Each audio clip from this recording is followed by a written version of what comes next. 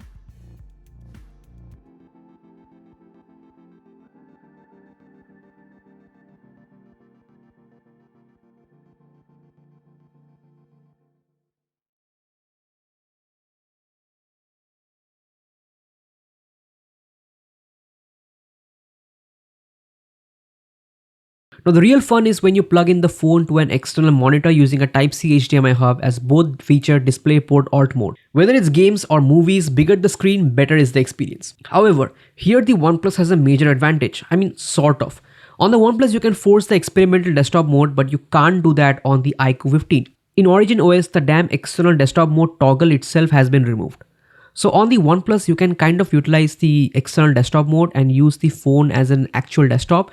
Though this is not nearly optimal since this is not the Android 16 desktop mode. I will make a dedicated video on this later. But still, because of this desktop mode, you can at least multitask like a real PC. And you can boot up your games in proper 16:9 aspect ratio, and the image quality is actually quite good. It's great actually. In Wuthering Waves, the image quality is much better than iQOO's screen mirroring option.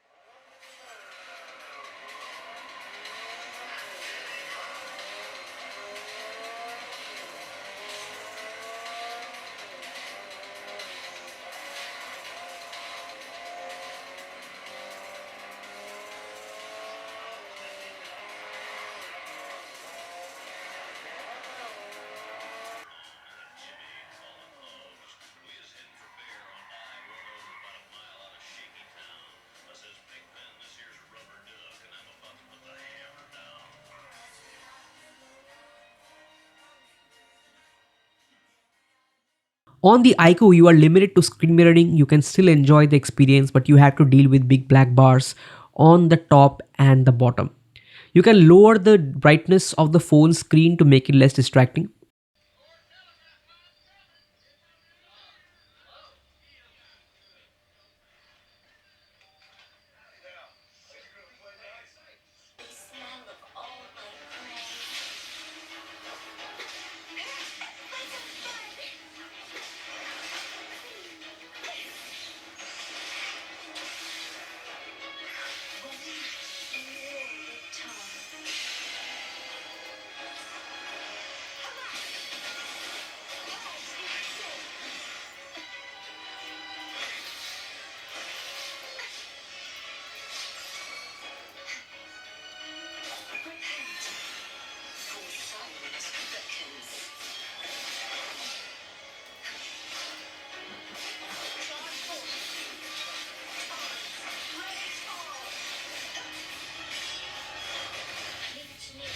For external monitor experience at the moment, the OnePlus holds the clear edge.